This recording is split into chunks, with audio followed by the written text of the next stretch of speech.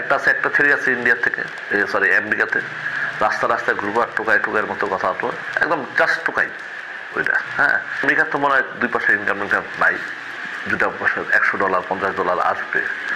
আমেরিকাতে বসে চিন্তা করে। দর্শক, কে আসলে টোকাই, কে কোথা থেকে উঠে এসেছে, মুরগির খোয়ার না কি থেকে, আজকে না আমি এই যে টাকলা সাহেব আপনাকেই বলছি, তো আপনাকে নিয়ে আজকে আমি একটা ট্রিজার নিয়ে এসেছি। মানে আমার মনে হচ্ছে আপনার স্মৃতিটাকে একটু রোমন্থন করা জরুরি, মানে আপনার স্মৃতিটাকে আপনার সামনে নিয়ে আসা জরুরি। আপনি তো ভুলে বসে আছেন যে আপনি কোথা থেকে উঠে এসেছেন। তো ভাবলাম আজকে ট্রিজার নিয়ে আসি, আর এরপর আপনি যদি আর সিঙ্গেল টাইম আমাকে নিয়ে কোনো ভিডিও করেন এই কথাগুলো শুনবার পরে, তাহলে আপনার জন্য ফুল মুভিটা কিন্তু আমিই বানাবো। এটার পরিচালক আমিই হব, প্রযোজকটাও আমিই হব। তো চলুন দর্শক, মিস্টার টাকলা সাহেবের জন্য আজকে ট্রিজারটা শুরু করা যাক। দর্শক, কে আসলে টোকাই এবং কে কোথা থেকে উঠে এসেছে, চলুন একটু ইতিহাস জানি, ইতিহাসকে একটু ঘাটিয়ে ফেলি, কারণ তিনি তো ঘাটাতে বাধ্য করেছেন।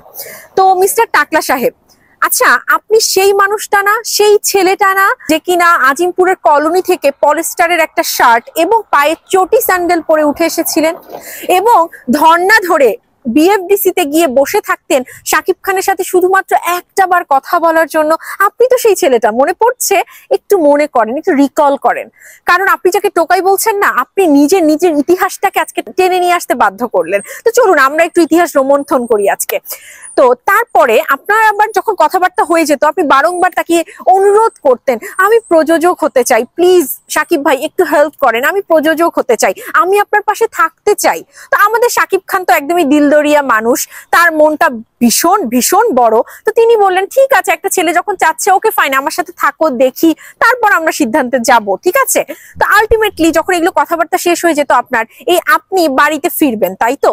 বাট আপনার তো পকেটে আবার টাকা তখন ছিল না, অনেক হাতের অবস্থা খারাপ। তো সেই সময় এই শাকিব খান, দিলদরিয়া মানুষ, তিনি কিন্তু তার সবুজ, মানে তার মেকআপ ম্যান সবুজ ভাইকে দিয়ে আপনার সিএনজি ভাড়াটা পর্যন্ত দিয়ে দিত, কি দিত না? আজকে একটু নিজের বুকে হাতটা রেখে একটু মনে করেন এগুলো। মাঝে মাঝে না কিছু মানুষ থাকে, জানেন তো, যে তারা না তাদের এই যে উঠে আসার গল্পটা মনে রাখতে চায় না, আপনার মতো একদম বেমালুম ভুলে যায়, আবার অন্যকে নিয়ে কাটাছেড়া করতে ব্যস্ত থাকে। তো তখন বাধ্য হয়ে তার ওই যে ভুলে যাওয়া জায়গাটা, এটা তাকে মনে করিয়ে দিতে হয় যে আপনি নিজে কোথা থেকে উঠে এসেছেন, নিজেকে বিলং করেন, সেটা একবার চিন্তা করে দেখেন। আপনার প্রযোজক হিসেবে কিভাবে যাত্রাটা শুরু হয়, ওই যে বললাম, হাতে পায়ে ধরে রিকোয়েস্ট করতেন শাকিব খানকে যে আমার প্রযোজক হওয়ার খুবই ইচ্ছা, আমাকে একটা সুযোগ দাও প্লিজ। তো শাকিব খান দিলদরিয়া মানুষ এবং অপু বিশ্বাস সাথে, তো ওই সময়ে অপু বিশ্বাস এবং শাকিব খান অভিনীত একটা সিনেমা, তারা ওই প্রথম সিনেমায় আপনাকে প্রযোজক হিসেবে ওই জায়গাটা ক্রিয়েট করে দিল, মানে আপনার প্রযোজক হিসেবে যাত্রাটা শুরু হলো। এবং এই দুজন মানুষ, শাকিব খান এবং অপু বিশ্বাস, তাদের ওই সময়ে তাদের রেমুনারেশন তারা নেয়নি, মানে তাদের যে অ্যামাউন্টটা তারা নেয়নি, শুধুমাত্র আপনাকে সুযোগ করে দেবে বলে।